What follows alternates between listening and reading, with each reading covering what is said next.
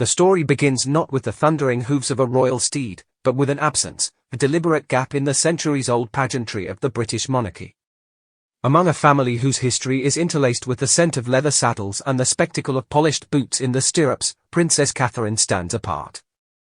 For generations, monarchs and heirs have been schooled from childhood in the art of horsemanship, their mastery serving not only as recreation but as a subtle display of discipline, endurance, and aristocratic poise. Queen Elizabeth II rode well into her 90s, princess and earned her Olympic credentials, and Zara Tindall claimed glory in the same arena. Even Prince William and Prince Harry were placed on ponies before their legs could reach the stirrups.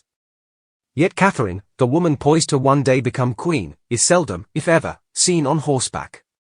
It is not simply a matter of public curiosity. In the rigid theatre of royal tradition, such an omission becomes a statement in itself. Those closest to the palace whisper of upbringing rather than infirmity. Royal biographer Marcia Moody once said plainly that Catherine doesn't ride, purely because she didn't do it growing up. It is a simple explanation, yet in the echoing corridors of Windsor, simplicity rarely satisfies. For years, rumors of an allergy to horses have woven themselves into the narrative, stubbornly refusing to fade. The suggestion of a physical limitation, whether true or not, adds a faintly human vulnerability to a woman otherwise sculpted by public perfection. The palace has never confirmed such a condition, allowing the speculation to live on, hovering between polite curiosity and unspoken gossip. Despite her own absence from the saddle, Catherine has not been absent from the world of horses.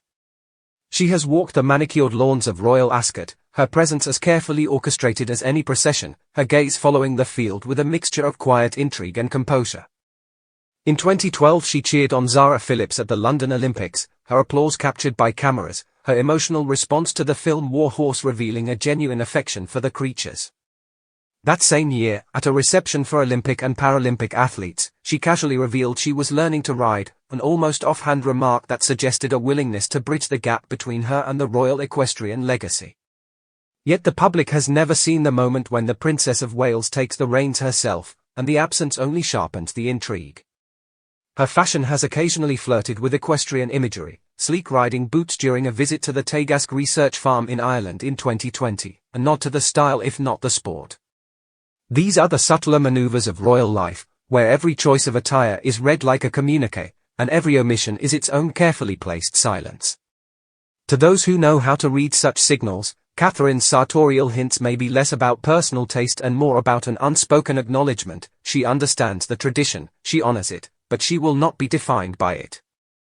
If Catherine herself remains on the periphery of the arena, her children are already riding into its center. Prince George began lessons at the age of 4, reportedly astride one of Zara Tindall's Shetland ponies, and Princess Charlotte has shown a fascination for horses since infancy.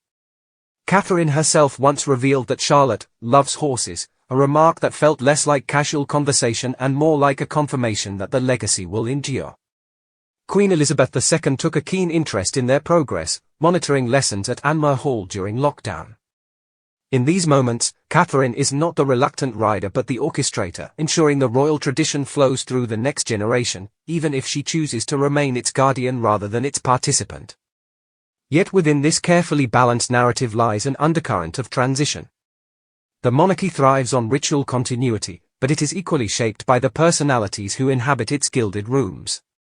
Catherine's choice, or circumstance, not to ride has not diminished her standing. If anything, it has sharpened the perception that she will shape her future reign on her own terms. In a family where horses have been symbols of sovereignty, military readiness, and social rank, the absence of a saddle beneath her may not signal weakness, but a quiet, deliberate recalibration of what royal strength looks like in the modern age. In the unyielding calendar of royal tradition, each appearance, or absence, is interpreted as a message. To some, her decision to forego one of the monarchy's most high-profile equestrian gatherings suggested caution, a careful rationing of her energy. To others, it was a subtle act of prioritization, an understanding that symbolic events lose their meaning if attended at the cost of health and long-term presence. In the shifting optics of palace politics, Catherine's restraint may have been as telling as any grand public gesture, an indication that she is willing to bend tradition to serve the person rather than sacrifice the person for the tradition. Before her diagnosis, there had been whispers, recorded in lifestyle columns and royal features, that she might one day learn to ride alongside her children, perhaps even take to the field for a ceremonial appearance. Discussions of possible allergy treatments surfaced in 2021, suggesting a potential path toward participation. But by 2025, the conversation had shifted. The idea of Catherine astride a horse became less about fulfilling a traditional expectation and more about the symbolism of personal agency, whether she chose to do so at all. This transformation in public perception marked a subtle but profound shift in how her place within the monarchy is understood.